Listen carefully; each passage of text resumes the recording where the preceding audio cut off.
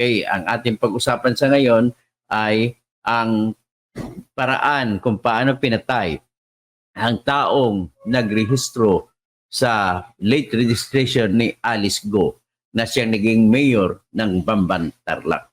So anyway, ang babanggitin naman natin ngayon ay yung torture, no, na nangyari doon sa pinatay na tao na siyang nagrehistro sa late registration ni Alice Go. Ngayon, wala pa tayong sagot kung bakit pinatay. Pero siyempre, most likely, walang ibang dahilan. So, ano kaya ang meron sa taong iyan kung ang dahilan lamang ng kanyang papel sa buhay ay siya yung nag-late registration kay Alice Go? Ano kaya? Sino kaya ang pumatay sa kanya? At anong dahilan bakit papatay siya? Sabi ko na, ang posible na dahilan sa sinasabi ko kanina, sapagkat sa siya ay may personal na alam sa pagkatao ni Alice Go dahil sa siya ay nagsampa ng late registration ni Alice Go doon sa local civil registrar na kung saan man niya mabalakat ba yung nagpalwaga o mabantarlak, ay siya lamang ang pwedeng paniwalaan ng korte ang kanyang deklarasyon. So para mawala ang ebidensya, ika nga, dead man tell no tale. So yan ang eksakto pong salita. Yan po ay idiomatic expression sa English. Dead man tell no tale.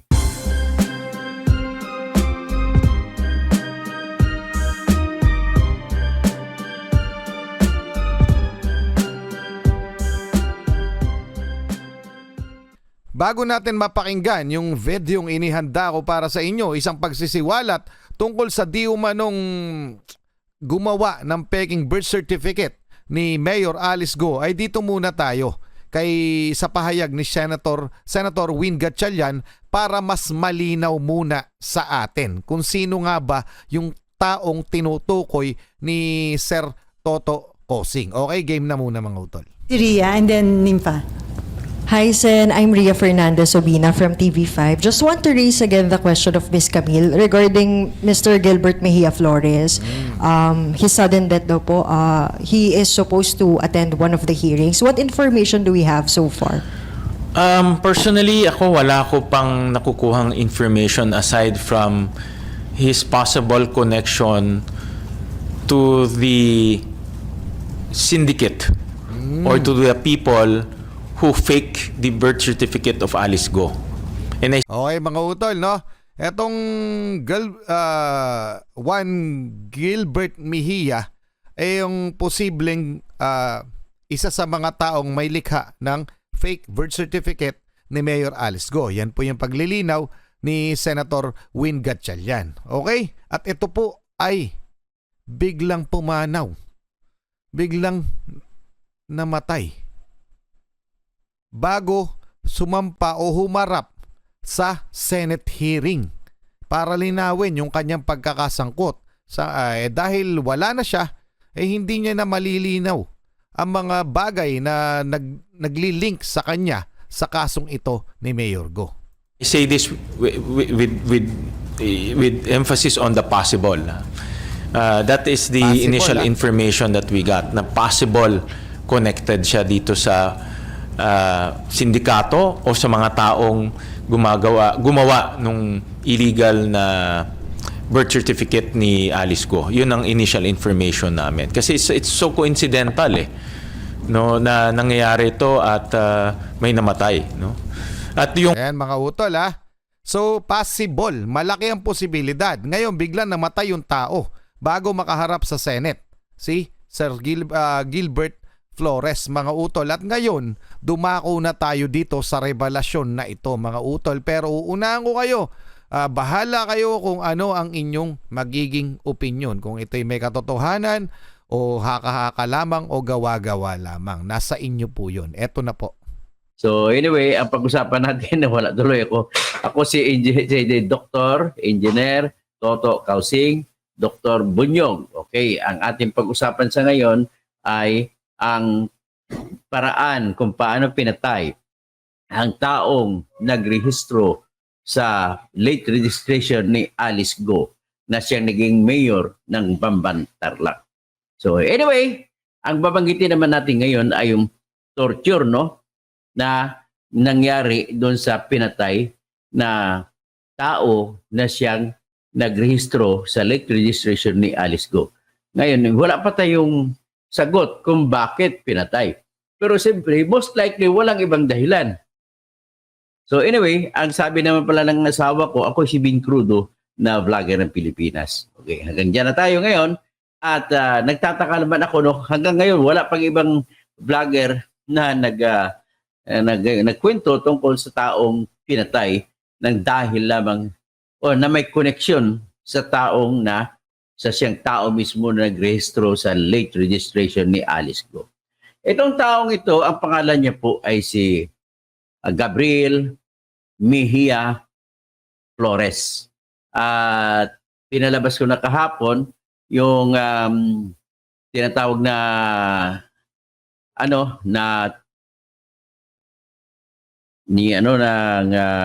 kanyang anak, na kanyang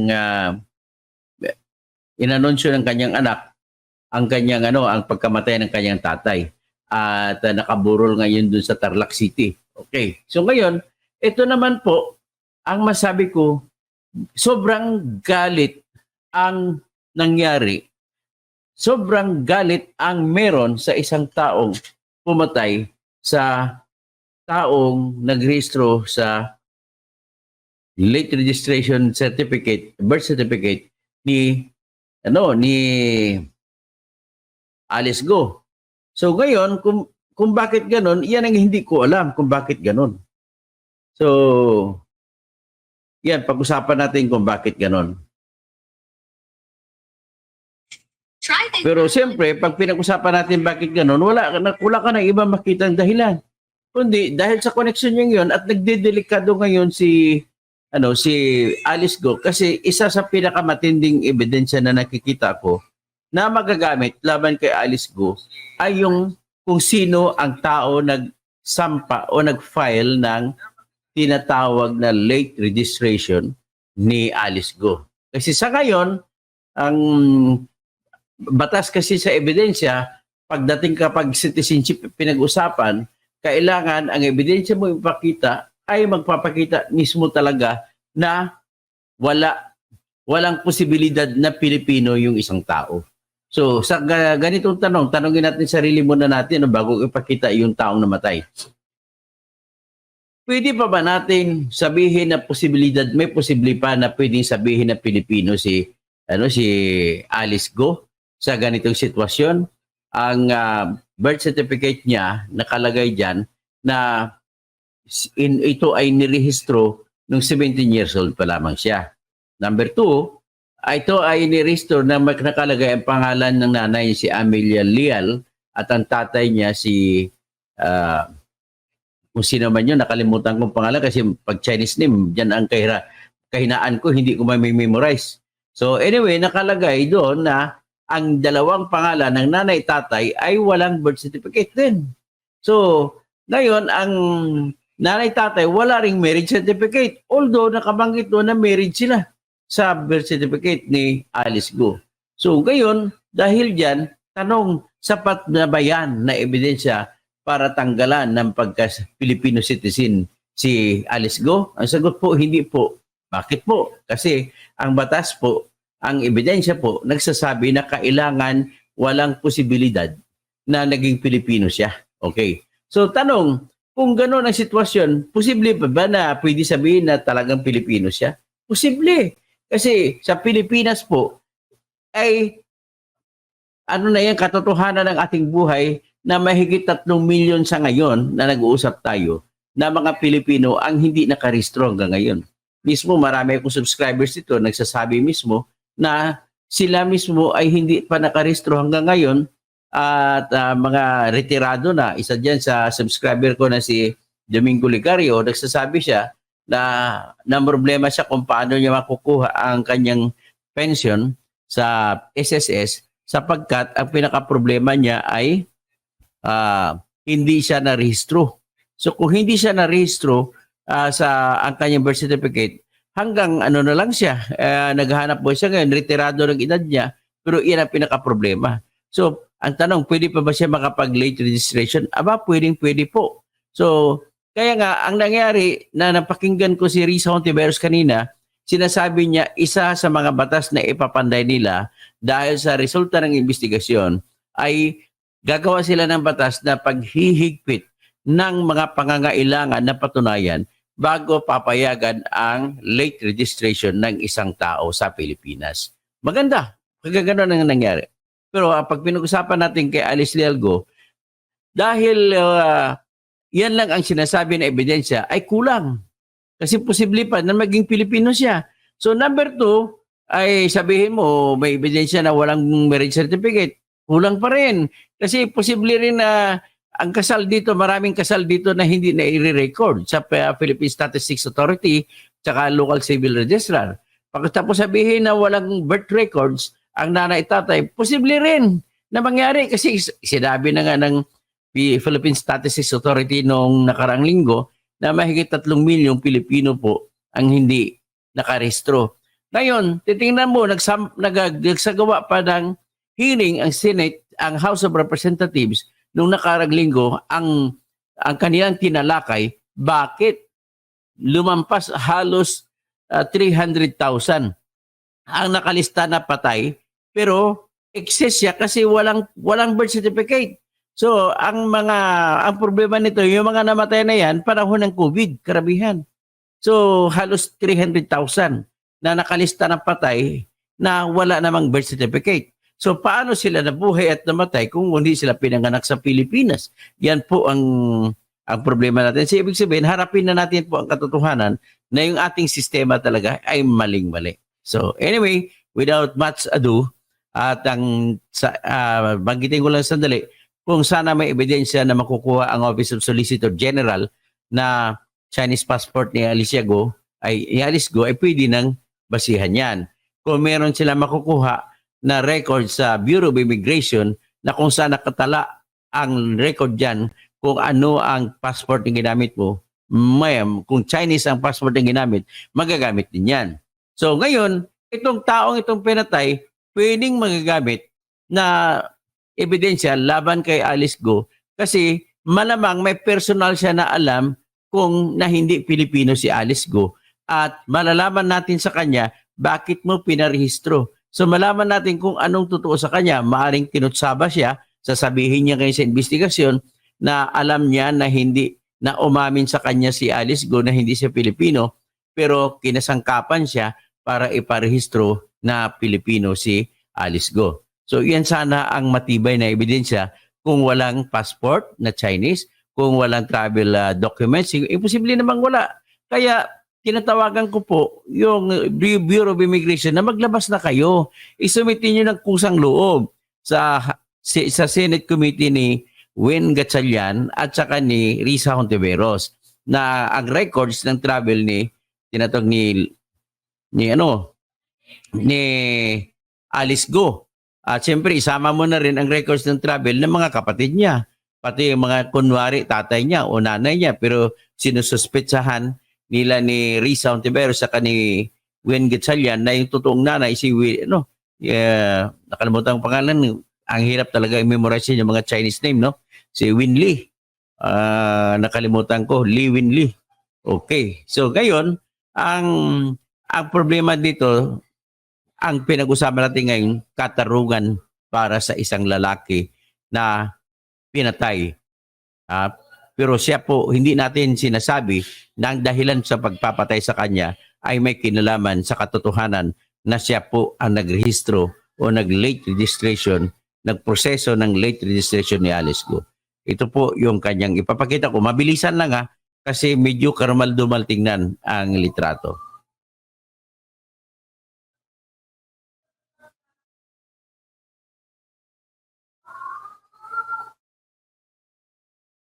Oh, ito sandali lang.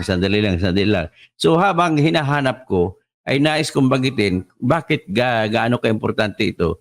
Talagang importante ito kasi siya lang amang pwedeng makapagsabi kung talagang Pilipino o hindi si Alice Go. Malamang pinagkatiwala sa kanya ni Alice Go kung sino si Alice Go na totoong pagkatao niya. Kaya pwede sana magamit natin ang ebidensya yun. At mataas ang uri ng ebidensya na ibibigay niya sapagkat po ay siya ang taong may personal na alam dahil siya po ang nagparehistro. So ito, mabilisan lang ha. Kasi ayaw ko, ang ibibigay ko sa inyo na litrato ay karamal-dumal. Ito ipakita ko sa inyo yung itim na lamang ng liig. So parang ginilitan sa liig o di kaya binigti. Okay, so ito po.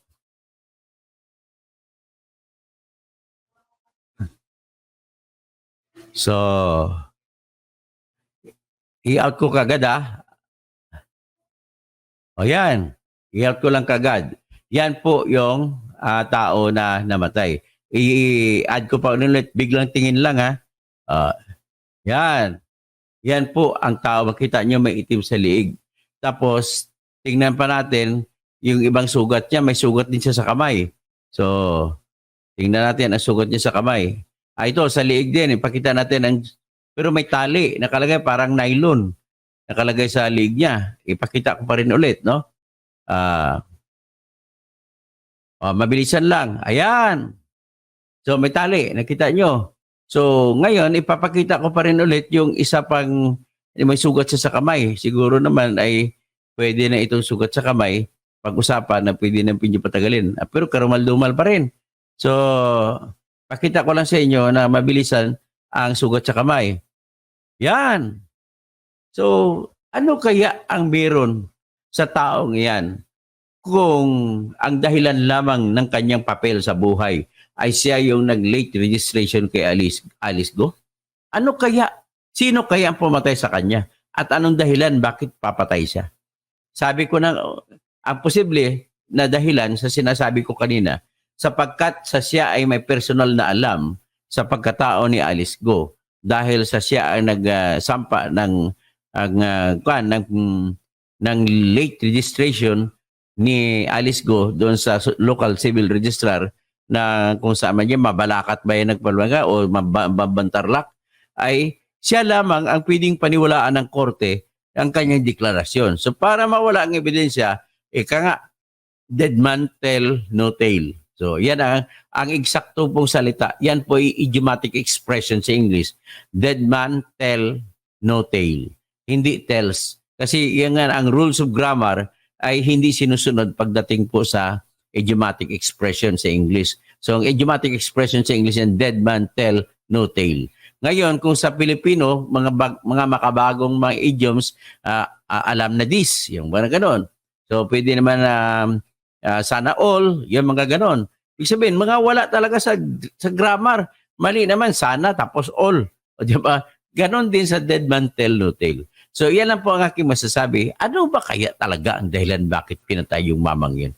Ang pangalan niya po ay Gabriel Mejia Flores.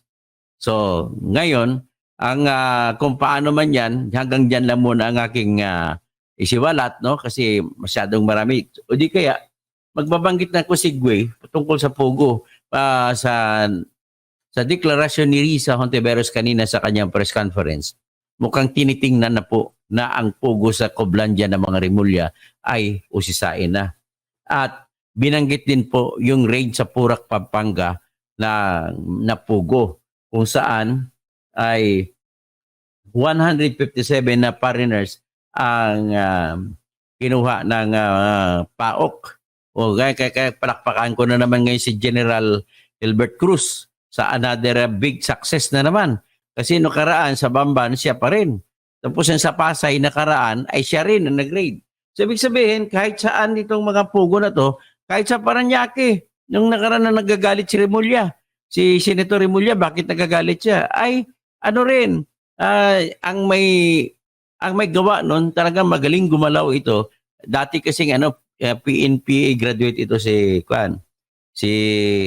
Gilbert Cruz. Ay kaibigan ko na ito.